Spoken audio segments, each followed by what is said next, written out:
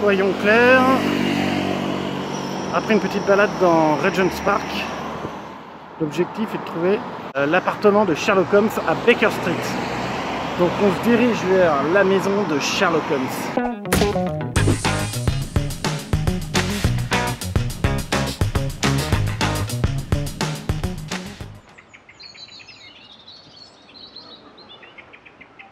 Pas de Harry Potter aujourd'hui. Juste une petite balade à Regent's Park. Il fait super beau. Au moins 27 degrés. Une ambiance toute japonisante.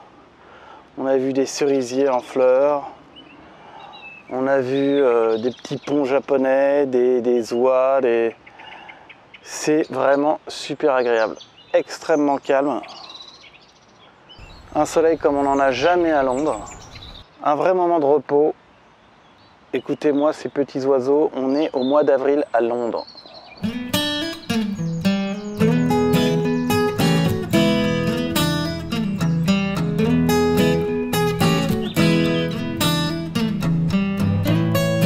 Tous les arbres sont en fleurs.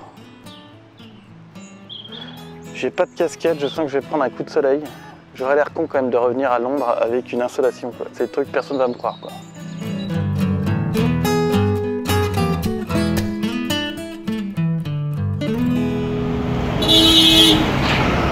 Ouh là là,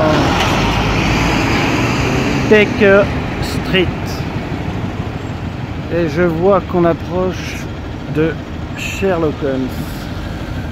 Oh oui, putain, il y a du monde devant le muséum de Sherlock Holmes qui se trouve juste à ma gauche. Hop, on marche sur la route, on s'en fout, on est français. Oh, mais c'est qu'il y a un Bobby devant le Sherlock Holmes Museum.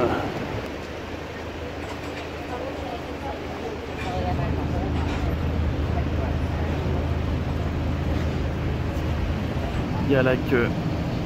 Est-ce que je vais faire la queue? Ou est-ce que je ne vais pas faire la queue?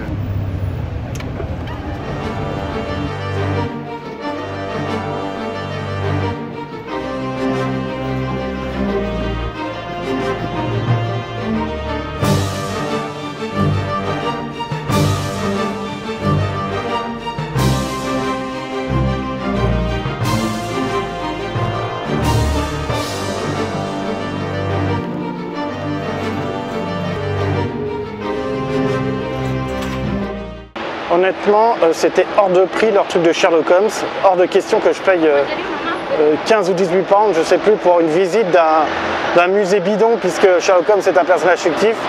Donc non, sans moi, on va, petit budget, on va faire quelque chose de gratuit. C'est-à-dire les parcs, et c'est-à-dire l'exposition peut-être Wallace, qui manifestement est une exposition gratuite. Ah, quand même, c'est pas parce qu'on est français qu'on est des pièges à cons qu'on va se faire avoir aussi facilement. Hein.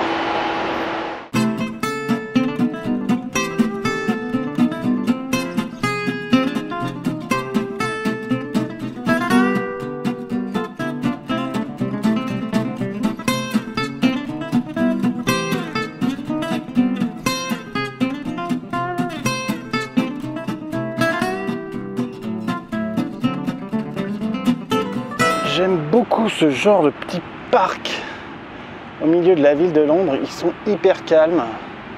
C'est comme des oasis de calme au milieu d'un monde complètement fou, parce que, à l'instar de New York ou d'autres villes américaines, il faut avouer que Londres est quand même une ville assez bruyante.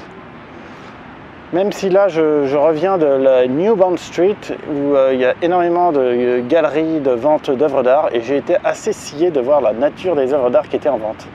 J'ai vu des Dali, enfin des sculptures de Dali, des Andy Warhol, des Botero, des Orlinsky, Brainwash, qui sont vraiment des artistes hyper à la mode et qui coûtent des milliers. Là, j'ai vu une sculpture d'Orlinsky qui coûtait 200 000 livres.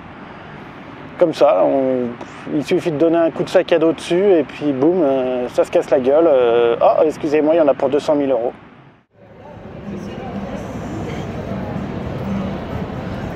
Oh my god! It's Piccadilly Circus.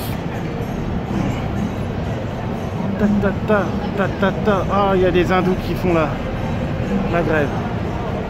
Hare Krishna, Hare Krishna. Allez, Hare Krishna. Ce matin, quelqu'un m'a demandé si j'étais étudiant en passant devant une université. Hein? C'est quand même pas mal, quand même. 40 ans, bientôt 41 ans, on me demande encore si je suis étudiant.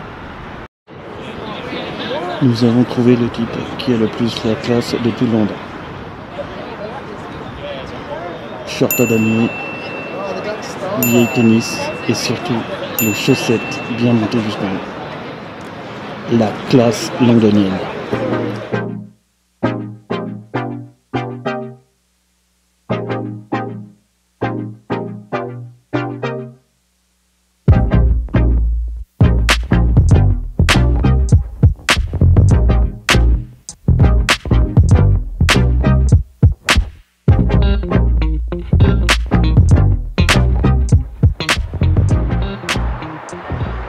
Alors que nous parcourons cette petite allée couverte qui n'est pas censée nous rappeler le chemin de traverse de Harry Potter avec toutes ces boutiques de luxe qui n'ont pas toujours le prix affiché, ce qui est plutôt mauvais signe, ou du moins bon signe pour le vendeur, mauvais pour l'acheteur. Mais les acheteurs s'en foutent, ils sont riches. Bref, nous traversons cette allée couverte et moi je vous dis à bientôt et à la prochaine.